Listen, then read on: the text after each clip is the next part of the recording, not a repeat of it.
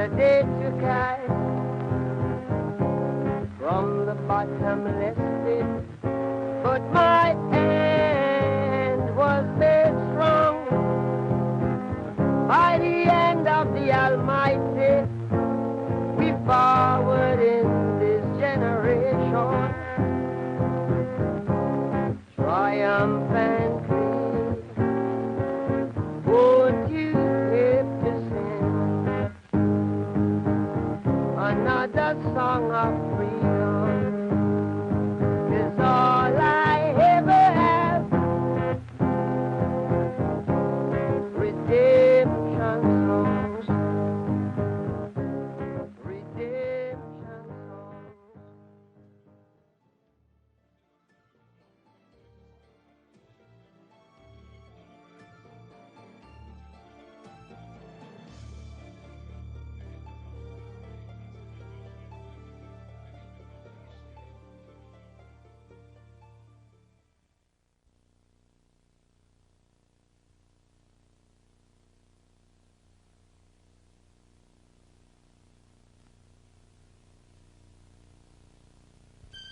Ever since man first set sail to explore foreign lands and waters, there have been pirates and buccaneers stalking the seas, waiting to pounce on their unsuspecting prey. Documented tales of piracy on the high seas go as far back as the Greek classics. Sea rovers are found in Homer's Odyssey, and it is said that Julius Caesar was kidnapped by Corsican pirates on his way to Rhodes in 78 BC. In 67 BC, piracy in the Mediterranean ran so rampant, the empire sent 270 ships out to sea to do the scoundrels in. Under the leadership of Pompey, the Roman fleet killed 10,000 pirates and took another 20,000 prisoners, while destroying close to 1,000 of their ships. Between this assault and the Roman Empire's eventual decline, piracy in the Mediterranean all but disappeared, and it remained in its diminished state until the 16th century, history's golden age of piracy. Perhaps the greatest era of piracy in the high seas came during the final years of the 17th and the beginning of the 18th centuries. Desperate economic and political times forced literally thousands of men, most of them British, Dutch, and French, to take to the sea. From the coasts of North and South America and Africa to the sleepy lagoons of the Caribbean and reaching as far away as Madagascar, pirates ruled the high seas. This age of unparalleled pirate activity that lasted a mere 30 years or so has a special place in history and our hearts. It has become known as the Golden Age of piracy.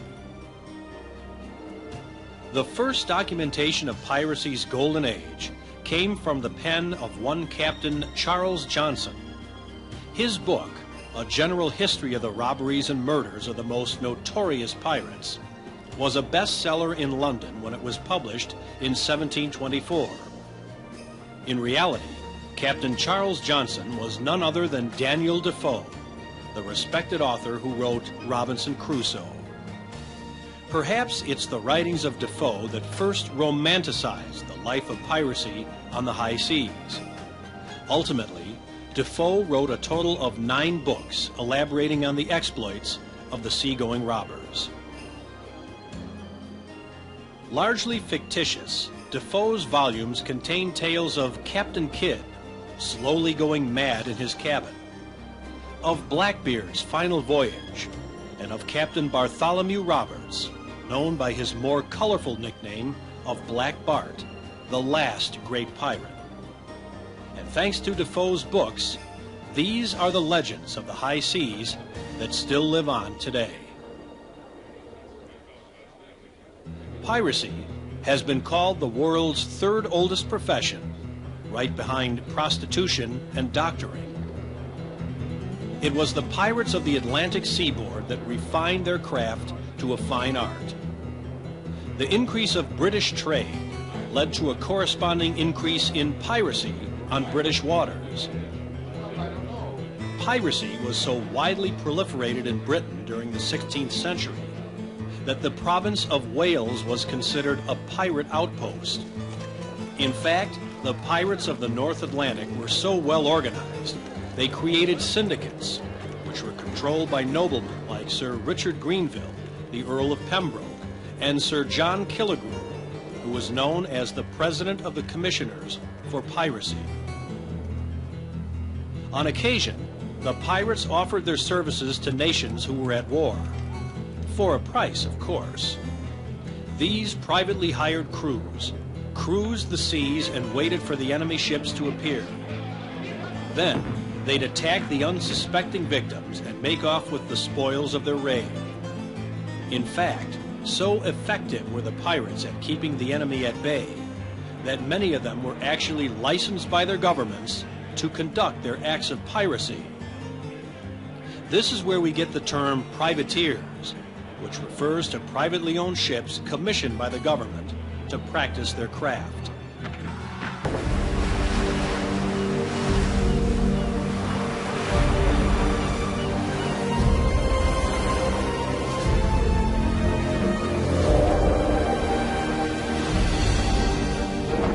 On a hot afternoon in September 1668, a fleet of 9 ships sailed home to harbour in the Caribbean. There was wild celebrating on board, for these brethren of the coast, as they called themselves, were returning from a smash-and-grab raid on the Spanish town of Portobello in Central America. They had stolen a staggering 25,000 pieces of 8. That's the Spanish dollar minted in pure silver. It was worth about £10 million at today's prices.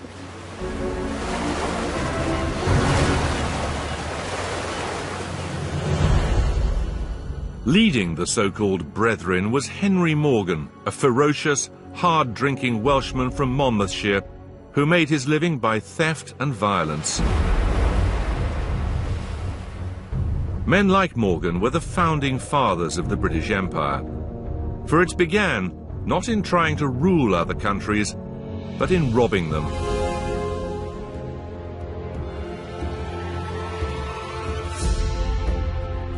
But this was piracy with a twist.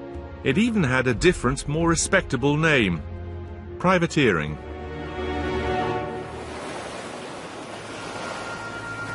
It worked like this. The government licensed merchant ships to attack and rob the country's enemies, and in exchange, the government got a share of the stolen goods. This was empire building on the cheap. The freelancers took the risk, the government took the money.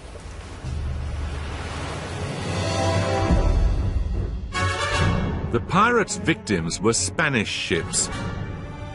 These were laden with gold from their colonies in the Americas. Morgan's base was a place that had recently been seized from the Spanish.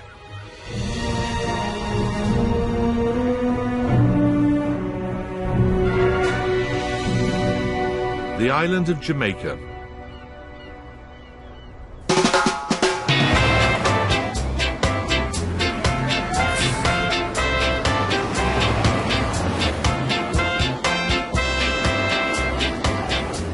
The British set up a new capital here, Port Royal in the south of the island. With its vast number of taverns, brothels and rowdiness, it quickly earned the name the Sodom of the New World.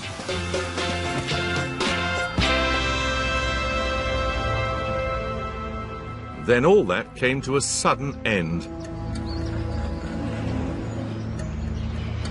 Peace was declared between Britain and Spain. But Jamaica stayed in British hands. Henry Morgan saw the way things were going and decided to diversify. He hung up his cutlass and bought 4,000 acres of land on which he built a second fortune.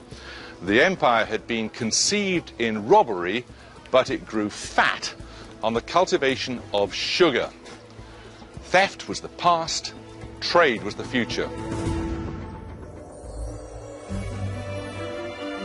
The British at home had developed a lust for sugar to sweeten the novelties arriving from the tropics. Coffee, chocolate, and tea. The British were already becoming a nation of sugar addicts.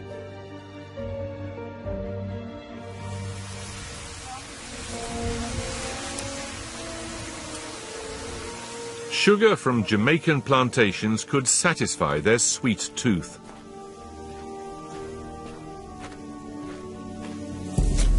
But the island's population was tiny, and the plantations needed vast amounts of labour.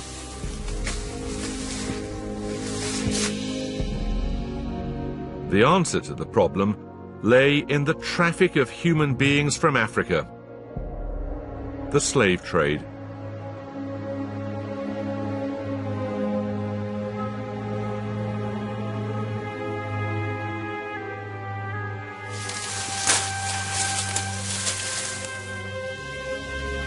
The British didn't introduce slavery to the Caribbean, but they took to it with enthusiasm. Traders bought slaves in Africa and then shipped them thousands of miles across the world. Many died in the packed, filthy, airless cargo decks. Sugar was a back-breaking crop to harvest. The cane had to be cut down and then stripped of its foliage and then transported to the mill, often in intense, blazing heat. The plantations devoured slaves. Within 3 years of their arriving here, a third of them would be dead.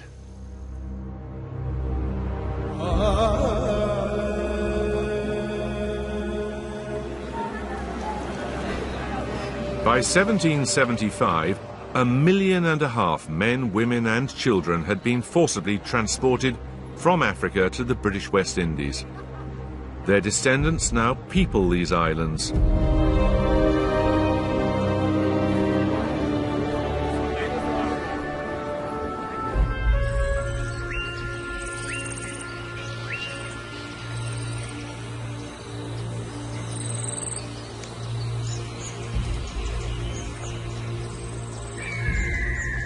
Treating human beings as beasts of burden made the owners of sugar plantations rich. This is the planter's house on the Good Hope estate, built in 1755.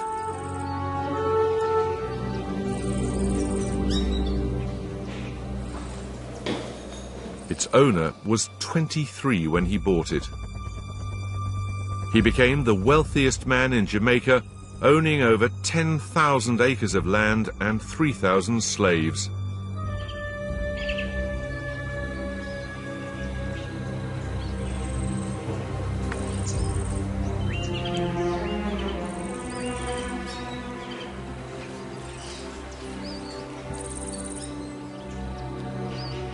The sugar planters, known as the plantocracy, enjoyed enormous power.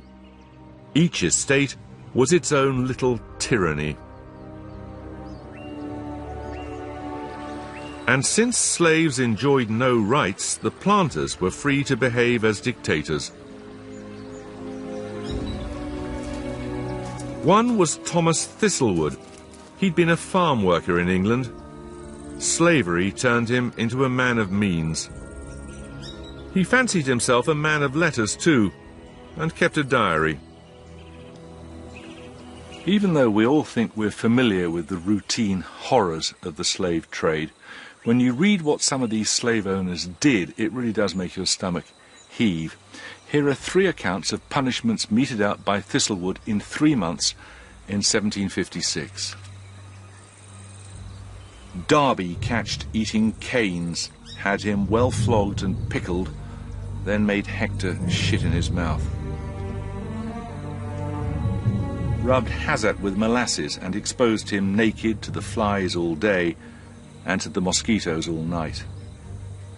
Flogged Punch well, and then washed and rubbed in salt pickle, lime juice and bird pepper. made Negro Joe piss in his eyes and mouth.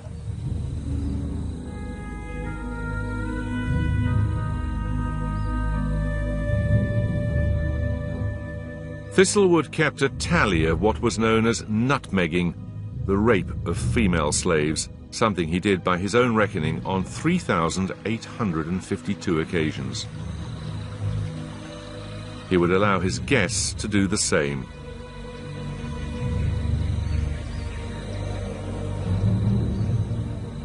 When these slave owners went to church on a Sunday, they doubtless did so believing they were good Christian folk.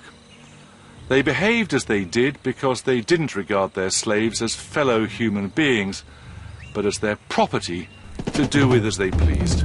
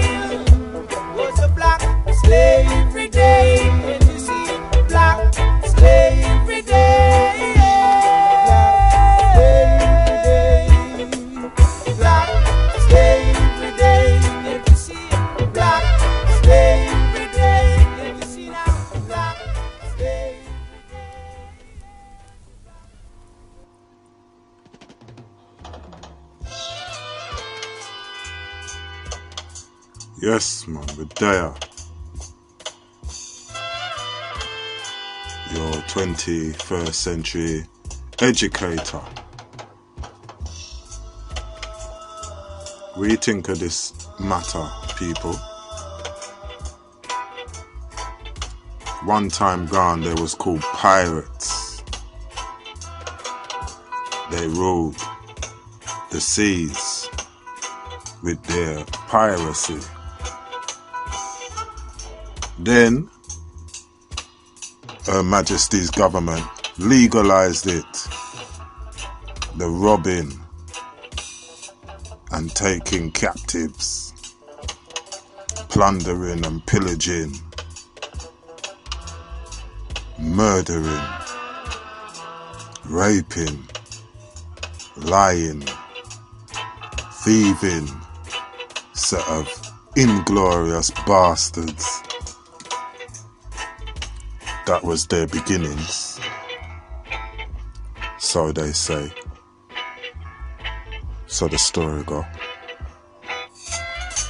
But one time they were called pirates, then they call him privateer, cause he has the Queen's blessings and the government has legalized him.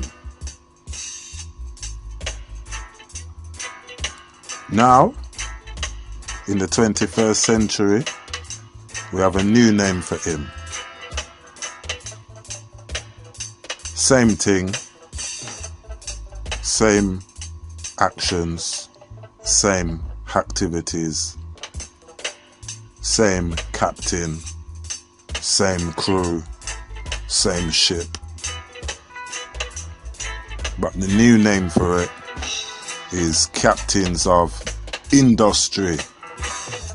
They're on an industrial trip. Yeah.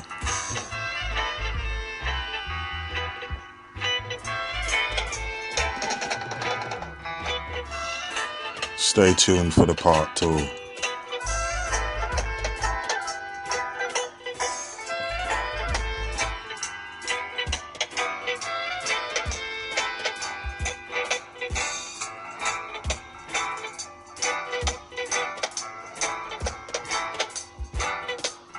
Lesson in economics and captainship.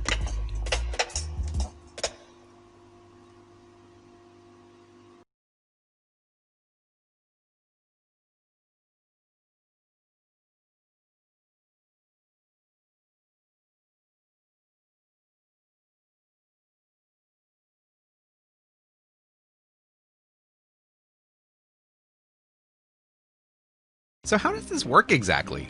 If you'd like to be a pirate, you need to understand it is a business. You can't have a crew or a ship or a brand without a business model to support them. But pirate business is like any other. Make a product or provide a service to your customers in exchange for money, then spend that money on equipment and personnel to make more product for more customers for more money. The difference with Piracy Incorporated is our customers don't wish to be serviced. No matter, with the correct spending on equipment and personnel, the business will service them regardless. Do you have to? My boy, if we don't service our customers, someone else will, and the reward for our abstemiousness will be poverty.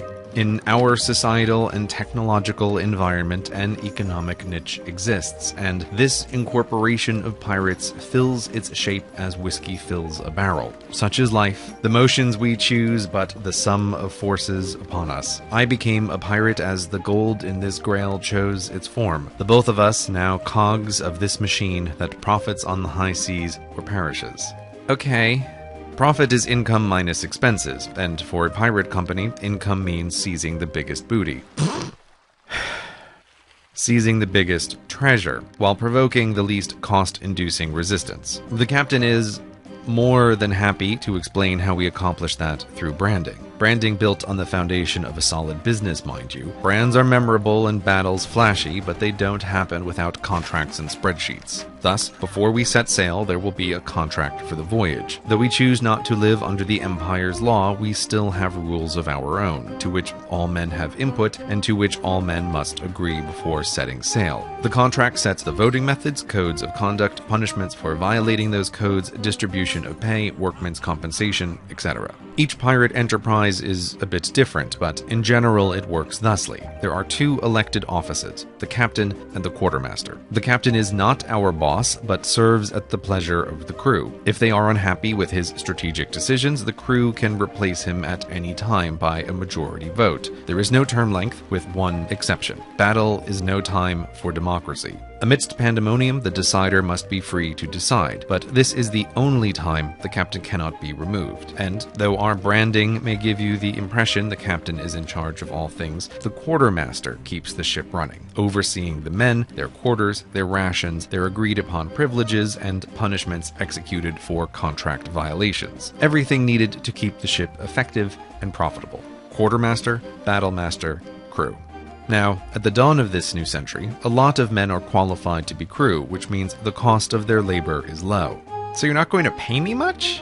You misunderstand. That you are here tells me you are not interested in traditional employment, working 9 to 5 on a ship of the Empire for minimum wage, staying out of trouble and saving for retirement as banal days pass, eroding the dreams and aspirations of your younger self, leaving you at the end to wonder how it all slipped away. No, your personality matrix, shaped entirely by your genetics and your environment, tend you to engage in risk-taking. What's genetics? Doesn't matter. Given your situation, you find being an outlaw with the possibility of great riches under the threat of the Empire's noose a risk worth considering, if the riches are large enough, which they are. As a crewman on a pirate ship, you are not paid in wages, but with 1 share of the profit, same as every crewman. The captain gets 2 shares for the strategic decisions he makes, the quartermaster 1 1/2 for his labors, the surgeon 1 1/4, same for the carpenter. Though we do often have difficulty finding surgeons with the right personality matrix, so if there is no surgeon, the carpenter will be surgeon. Shocking, I know. Such flat and equal compensation is not what you'll find on Empire and merchant ships, where captains and officers are compensated richly and get special quarters and privileges over the crew. On a pirate ship, we are all equals achieving a common goal. Wow, what great guys pirates are! Such camaraderie! No, this is not because we are better and the Empire worse, but again, economic inevitability. Empire and merchant ships are not owned by the men who sail them, but by monarchs or investors who hire captains and officers to run them. To ensure loyalty to the owners above crew, the captain is not only paid much more, but has a share in the ship's profits, which the men do not, and may be granted titles and land upon his successful return. Meanwhile, the crew, hired from the mass of men with lives of quiet desperation and personality matrices constraining them inside the law, have only the low price of their undifferentiated labor to offer. And being inside the law, their captains can threaten them with corporal punishment on board, with prison or treason off board, backed by the Empire and her resources to track down traitors and deserters. But for us pirates, captain's orders are but the words of one man. Outside the law, a majority can take control at any time by force. It is only our contract that eases this transition. And at every port, if a man trust not the contract or the crew, he can just leave. There is no pirate empire to track him down. We have a ship and a business only by our cooperation and only if we can keep it. But the incentive is great. We are not here to sell our labor to distant and disinterested owners, but to taste the fruit of our labors directly, to make money. A lot of money for all of us. The only thing standing in our way, aside from our customers occasionally, is a subtractor of costs. If it grows too large, the business will inevitably dissolve, and we won't get paid. These costs come in mostly 2 forms: ship repairs and people repairs. For the ship, the rules of supply and demand work against us. We can't sail into a port of the Empire seeking repairs without raising questions. So we must only visit pirate-friendly ports with pirate-friendly dock workers, mostly far away in the New World, which raises repair costs considerably. For pirates, each broken mast or cannon hole is more costly than for the Empire. So, for business reasons, we prefer not to fight. Also, fighting incurs personnel costs, since we know that some crew will be injured in battle, permanently, and it's just a roll of the cosmic dice as to who and to what. The contract we decide on lists generous compensation for lost legs, arms, hands, eyes. Thus, after the treasure is seized, the injured are compensated, the ship is repaired, supplies replenished, the remainder is profit, the glorious profit. And your 1 share, after 1 successful voyage with us, will be worth years of labor with the Empire. So, are you compelled to join? I'd like to hear from the captain.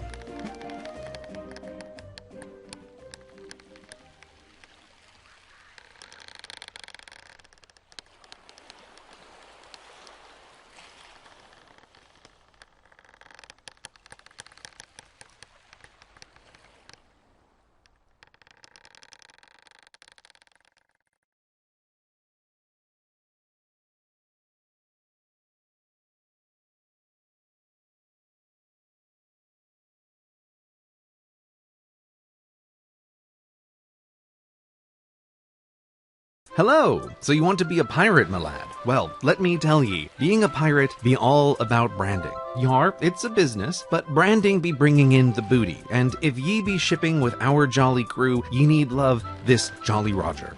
Question, isn't waving a pirate flag like waving a We Are Thieves flag? It seems not helpful. This skull and crossbones be more than just a bit of arg, look at us. It's plumage prerequisite for plundering. As pirates, we be wanting booty. Booty be-licious. But parties protect their booty, preferring it unplundered. So we must plunder asunder, which 'tis a lot of work and risk. Who needs that? See, we want free booty. When we ask for booty, booty to be granted, and bounce. But why would a ship just give up? The branding! Plus a surprise reveal. Ye were right, we don't fly the flag for fun, we fly false flags, keeping the Roger hidden for just the right moment. Our ship be lean and mean, and we hide this too. With prey in sight, we billow barrels behind, so though our sails be full, our speed be slow, and we seem fat and full, with supplies kept above deck for greater effect. Okay, that's pretty clever. But this be my favorite, a camouflaged hull, painted canvas unfurled to cover the true number of guns. Behold! That looks pretty fake. Yar, it need only look good from afar. The ships be seen at a distance, through a looking glass, on the high seas. Branding is image, not reality. And Empire and merchants do the reverse, carving and painting fake cannon to intimidate. But fake guns don't shoot, now do they?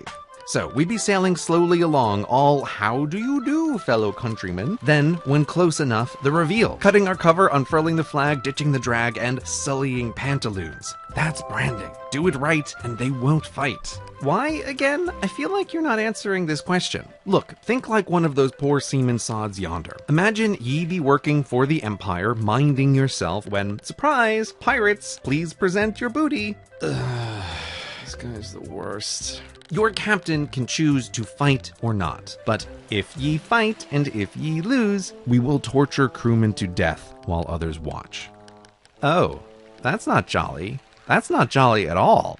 Look, sometimes misguided men will try to hide booty, and we can't have that. We don't want to torture, understand? I scorn to do anyone a mischief when it not for my advantage. But brands must mean something, and torturing over hidden treasure is quite memorable, which generates effective word-of-mouth marketing. At least from those who have told us the truth about hidden treasure and thus get to keep their tongues. Ah, so be the sailor's choice. Fight, lose, maybe torture for you, maybe death for you, pirates get booty anyway. What a hassle for nothing, and we make it so easy to give up. If your captain simply surrenders, we leave everyone alone. No fighting, no torture, just a transference of booty between ships passing on the high seas. On the other hand, you could fight, and you might win, though maybe as less of a man than before, but lose, and you might beg for mercy in the last and longest moments of your life. Boop. The flag we raise lets ye know your options before loading that cannon. And we have one more surrender incentive. Say the target captain calls his men to fight to protect his booty. That captain is a fool, and probably cruel, treating his men like mule, feeding them gruel while admiring a jewel, the whole crew sick of his rule. When they see our flag and the captain's command, the crew can mutiny, letting us aboard without resistance, and as thanks for their assistance, we be holding a court of the captain where his crew can complain. Knowing this chance corrodes a captain's confidence in command, given the crew's critique of his conduct could conclude his career. It's hilarious. Though the Empire calls us outlaws, we also be angels of vengeance on the high seas. What branding, terror, and mercy and justice combined. It's beautiful. So, that's the pirate's life. Sure, the Empire's noose will dangle over your head, but you'll have brothers in arms and booty in hand. What say ye? I'd like to talk to that guy before I decide.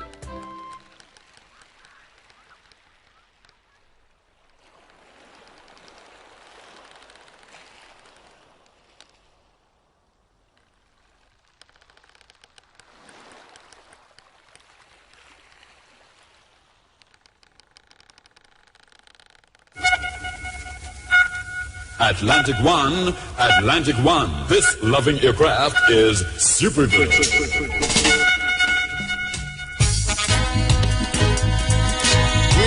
before, long before, way before a pirate's game, before a pirate's game,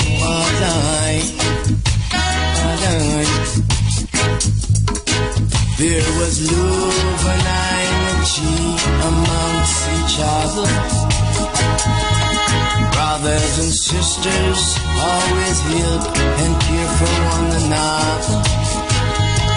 Before a pirate's game,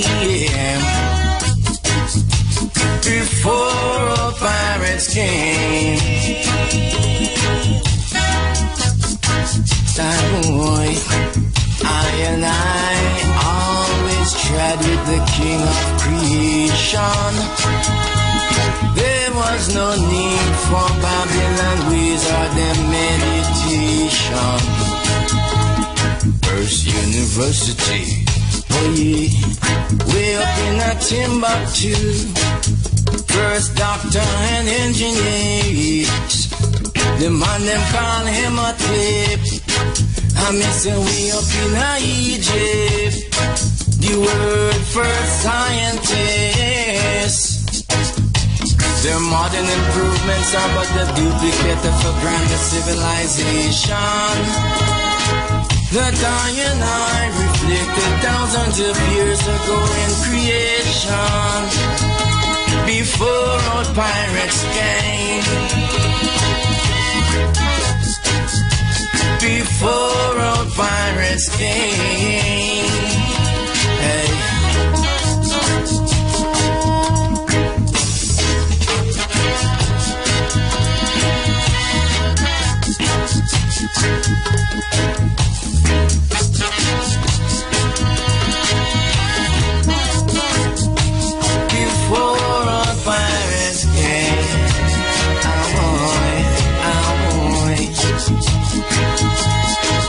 Long before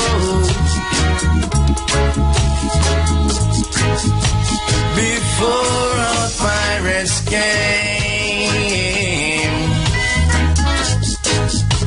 before our pirates came. Ah yes, ah yeah, I and I, the cradle of civilization. I and I teachers and enlightening of the nation. Long before Plato, oh yeah, long before Aristotle, long before Pythagoras, I and I the original Rossi. I and I carved the weak in civilization. So down to this week, we know about our nation. Before our pirates came, before our pirates came, Stamoy, Stamoy.